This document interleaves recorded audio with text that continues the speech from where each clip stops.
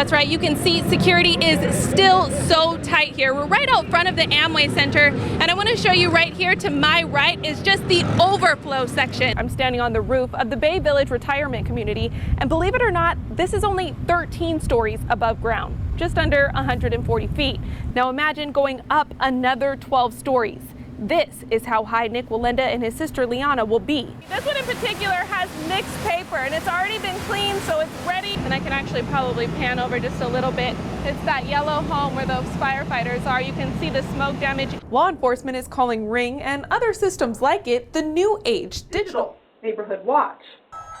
I'm witnessing it for myself. A lot of these drivers going like this, looking up, then back down at their phone, then up, then back down at their phone, texting while behind the wheel. But there was a massive police presence here just a few minutes ago. Detectives just removed that body that was found floating in Sarasota Bay. You can still see the ruins from that shocking hit and run crash. Just minutes ago, we got an update from Bradenton Police about that shooting that happened at midnight inside of this mobile home. We're all wearing these backpacks, and I can't take this off until I stuff it with crayons or colored pencils, anything.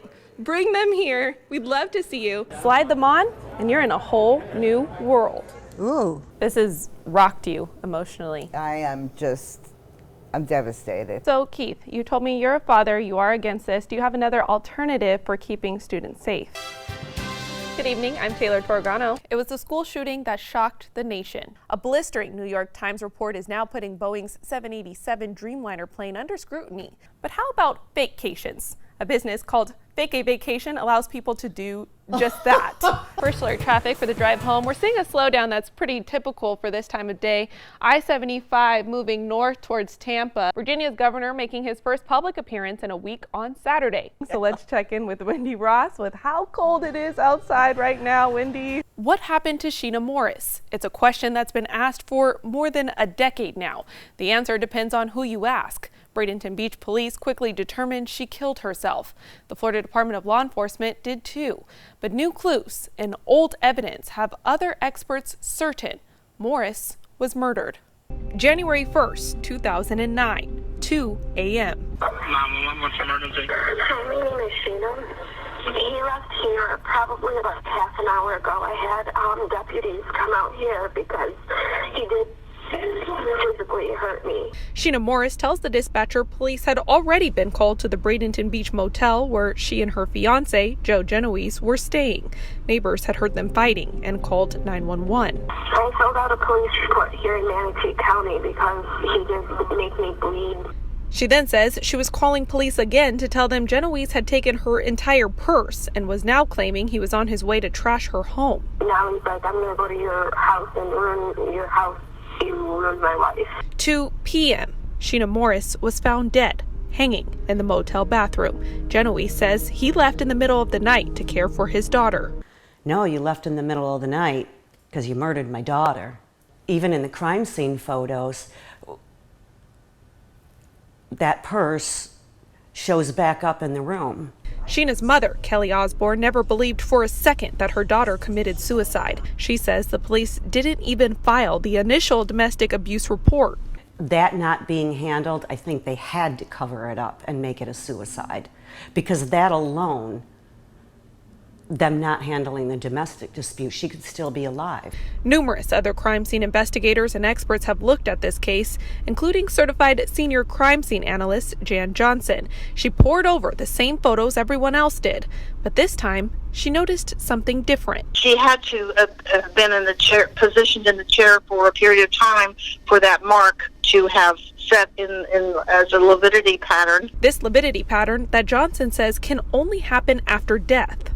That means the blood that's settled around, so she has to be in a fixed seated position in the chair for that pattern to have, basically, it's like tattooing. When Johnson was finally able to measure the same chair that was in the motel room the night Sheena Morris died, she says it matched perfectly with those marks on Sheena's back, but it was nowhere near the bathroom where Sheena was found hanging.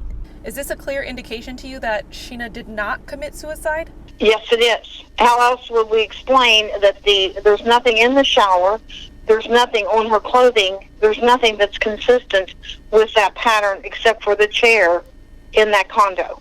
And I'm like, oh my gosh. I just couldn't believe it. But after all this time and what Osborne calls intentional negligence by Florida law enforcement, she's lost all faith that they're even interested in justice for Sheena. You know, at first a lot of people say to you, you know, time will heal. And that is absolutely not true. Time never heals. As a matter of fact, as time goes on, it gets harder and harder and harder because you miss them that much more. Osborne says at this point she's calling for someone else to see this new evidence and open an unbiased investigation. My calls to the Bradenton Beach Police Chief, lead detective on this case, and Joe Gianese all went without return. I'm Taylor Torregano for ABC 7, your Suncoast News. That's right, Bill. Obviously not the best news for this family to be getting. And on top of that, today is Earl's wife's due date. She'll be having their second child here at the same hospital that her husband is now recovering after being severely bitten by that rattlesnake. At this moment, I'm just thankful he's here with us, knowing that what could have happened. But tears filled Diana Yersted's eyes at the thought of what did happen. I have drop foot, so I will no longer be able to raise my foot up. I'll have to have some extensive gear of some sort. It took a split second for life as Earl knew it to change with no warning. I was screaming, I got bit, I got bit. It felt like literally like a bat hitting my leg, and I looked down and started hearing the sound of a rattlesnake. Unusual because the experts say rattlesnakes will typically rattle first, then strike.